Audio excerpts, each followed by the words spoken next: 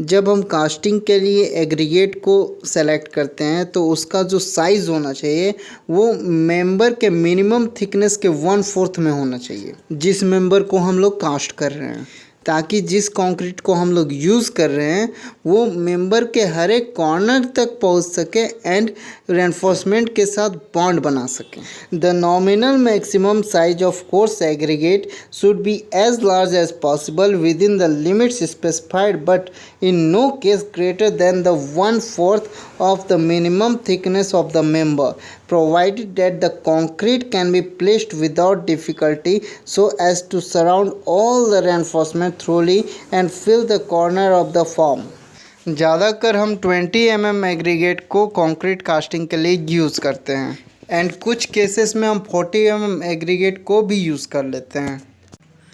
For most work, 20 mm aggregate is suitable, where there is no restriction to the flow of concrete into sections.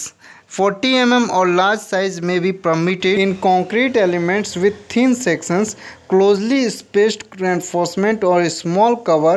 Consideration should be given to the use of 10 mm nominal maximum size.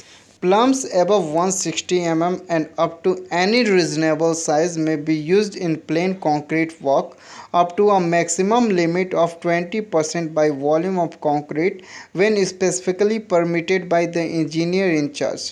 The plums shall be distributed evenly and shall be not closer than 150 mm from the surface. For heavily reinforced concrete members, as in the case of ribs of main beams, the nominal maximum size of the aggregate should usually be restricted to 5 mm less than the minimum clear distance between the main bars or 5 mm less than the minimum cover to the reinforcement, whichever is smaller. जब heavily reinforced concrete members में casting करते हैं तो जो size of aggregate रखते हैं उसको 5 mm कम रखते हैं। किससे? Minimum clear cover to the reinforcement या फिर minimum clear distance between the main bars. इन दोनों में से जो छोटा होगा उससे साइज ऑफ एग्रीगेट 5 mm कम रख देंगे। Coarse and fine aggregate shall be batched separately. All in aggregate may be used only where specifically permitted by the engineer in charge.